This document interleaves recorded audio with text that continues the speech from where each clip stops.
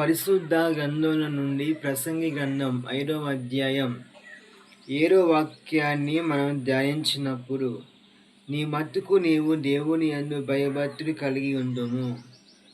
మన ప్రభువైన యేసుక్రీస్తు నామానికి మహిమ కలుగునుగాక. నీ మట్టుకు నీవు దేవుని యందు, యేసు ప్రభు యందు భయభక్తులు కలిగి ఉండమని ప్రసంగి అయిన సొలొమోను ద్వారా రాయించిన మాట ఇప్పుడు మనం ధ్యానించినప్పుడు, దేవుని యందు భయము భక్తి కలిగి జీవించాలి. ఈ యొక్క కృపాకాలంలో దేవుని యొక్క రాకడలో మనం భయభక్తులు కలిగి జీవించాలని వాక్యం నేర్పయింది.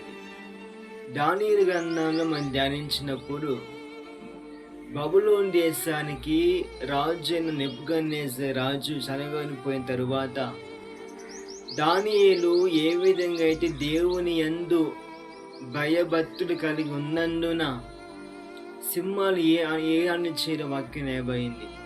ప్రియమైన క్రైస్తవ సమాజమా, నిజంగా నీ జీవితంలో, విశ్వాసయాత్రలో, ఆత్మీయ జీవితంలో దేవుని యందు భయము ప్లస్ భక్తి కలిగి ఉంటే ఏ ఆణ్ణి నీ దరికి చేరడు. దేవుని యందు భయభక్తులు కలిగి ఉంటే ఆయనకు మేలు, ఆశీర్వాదము, దీవెన, స్వస్థతకు కారణమవుతుంది. ఈ రోజుల్లో అనేక మంది భక్తిని విడిచి వెళ్ళిపోయారు క్రైస్తవులు. పైకి భక్తి గల వారి ఉన్నారు, కానీ దాన్ని శక్తిని ఆశ్రయించిన వారు ఉన్నారని అపోస్తలుడైన పౌలు గారు తిమోతికి రాస్తున్న పత్రికను మనం చదివినట్టు, దేవుని యందు భయము ప్లస్ భక్తి కలిగితే అంతమించిన ఆశీర్వాదం మనకు లేదు.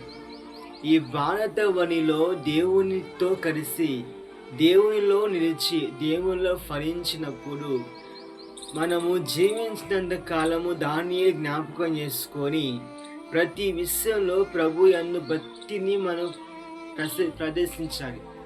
మనుషుల ముందు అవసరం లే, దేవుని ఎరిగితే భయభక్తులు కలిగి మనం జీవించాలని వాక్యం రాయబడింది.